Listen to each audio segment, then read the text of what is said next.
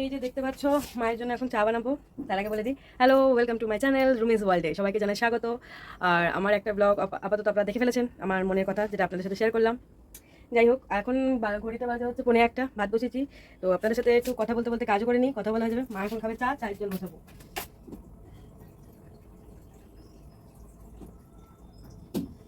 কথাটা হচ্ছে মাকে ফিলহাল হসপিটালে ভর্তি করতে এখন হবে না। কেন কি, যে হসপিটালের কথা আমি বলছিলাম, আমাদের এখানে আমার বাড়িটা হচ্ছে রানাঘাটে, বলেছি রানাঘাটে যে হসপিটালে আমি ভর্তি করবো সেই হসপিটাল মানে একদমই রাস্তাঘাটে থাকা যাবে, হসপিটালে থাকা যায় এরকম একটা পরিস্থিতি। মা ওসব জায়গায় গিয়ে থাকতে পারবে না।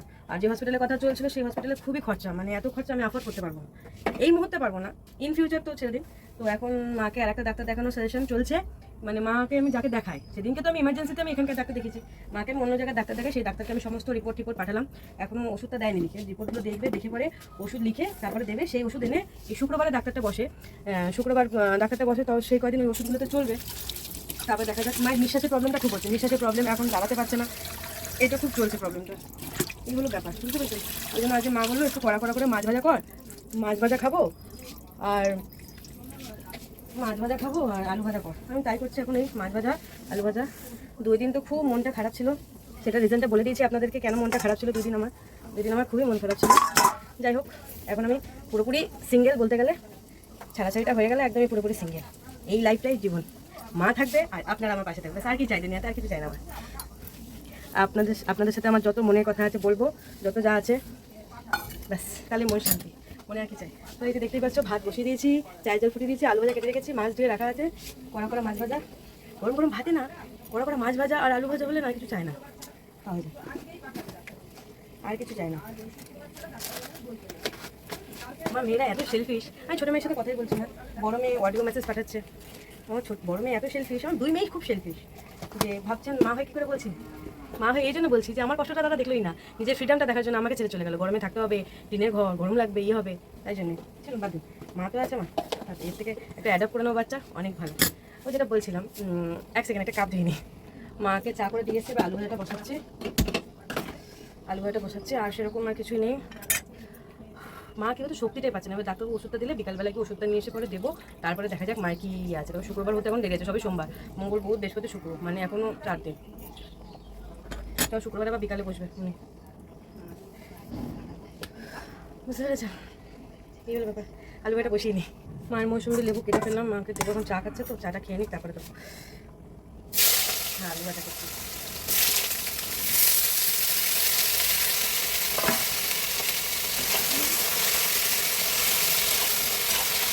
শেষ রান্না করছে, মনিকা দিয়ে এসছে।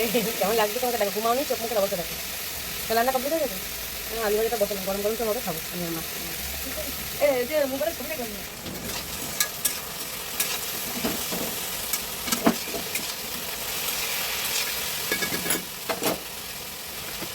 আমার না গায়ে কিস্তি আলু ভাজা খুব সুন্দর লাগে, বুঝতে পেরেছো। দাঁড়াও মাকে দেখাই তোমাদেরকে, দাঁড়াও 1 সেকেন্ড, আমাকে লঙ্কাটা দিয়ে নিতে দাও। লঙ্কা না দিলে পরে মা বলে লঙ্কা দিসনি কেন, আমি খাবো না, এই না সেই না, অনেক কিছু বলতে থাকে। চলো মাকে দেখাই মা কি করছে।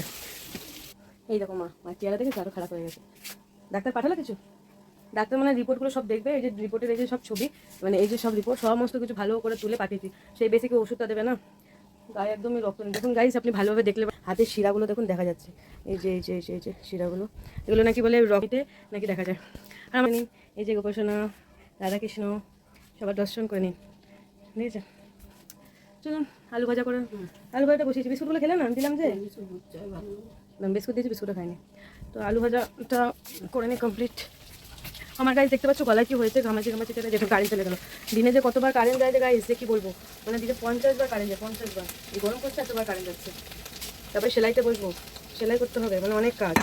অন্ধকারে বলুন তো রান্না করা যায়, দেখুন তো অন্ধকার হয়ে গেল। এই মাইক্রোওভেনটা ওই বাড়িতে চলে গেছিলো, আমি নিয়ে গেছিলাম, যাওয়ার পর আবার কদিন পরে আবার চলে এসছে, মানে কয়দিন ধরে এসছে, মেয়েকে যখন নিতে এসে তখন চেয়েছি, চলে এসছে।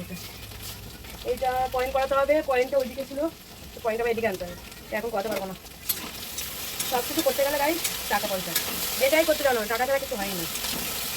টাকা এমন নেই, সকালে ঘুরতে কত টাকা না হলে কিছু হবে না।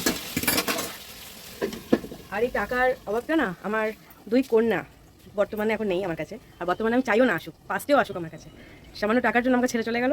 চাই না আমি কাউকে, আমি একা আছি, খুশি আছি, আর আপনারা আছেন তো আমার সাথে, আর কি চাই।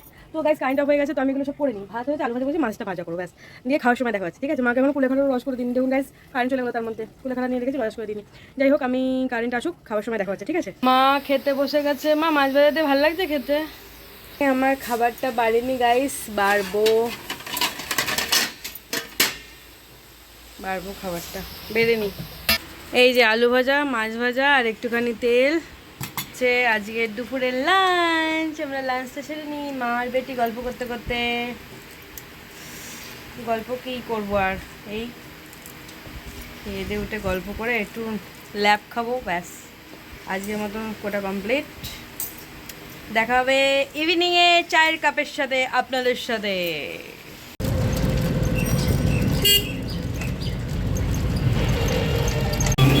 মাকে ইমিডিয়েট হসপিটালে ভর্তি করতে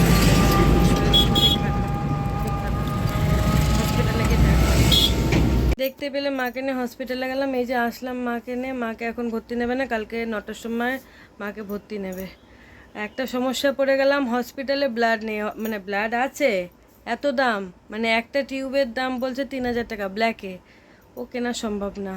আবার হসপিটাল থেকে মানে 30 মিনিটের দূরিতে আর একটা হসপিটাল, মানে একটা সরকারি যেটা ওকে বলে, ওখানে পাওয়া যাবে, ওখানে একটু কমে পাওয়া যাবে, 3000 টাকা 2000 পাওয়া যাবে।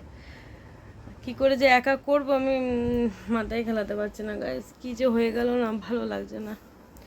ভাগ্যিস আমি নেক্সট ডাক্তারের সাজেশনটা নিয়েছি, ওই ছাতার ডাক্তারটা শুধু আমাকে বলে দিল তোমার মা বাঁচবে না, তুমি বেশি আশা রেখো না, একবারও বলেনি যে ব্লাড লাগবে, এই লাগবে, সেই লাগবে।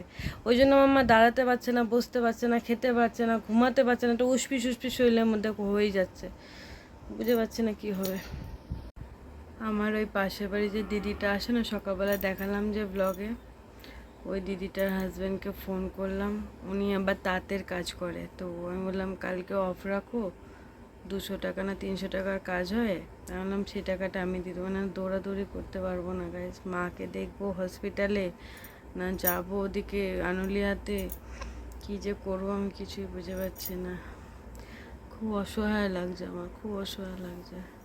তার মধ্যে দুই দিন ভর্তি থাকবে মা, 2 দিন ব্লাড চলবে, তার মধ্যে রিপোর্ট মা ব্লাড গ্রুপও জানে না, কালকে ভর্তি করব, ব্লাড গ্রুপ বেরোবে, তারপরে ব্যাগ গুছাতে হবে মায়ের, 2টো নাইটি, একটা গামছা, আর ওষুধপত্র, ফাইল টাইল যা আছে যাবতীয় সব কিছু রাতের মধ্যে গুছিয়ে রাখতে হবে, 8:30টার মধ্যে কালকে বেরিয়ে যেতে হবে।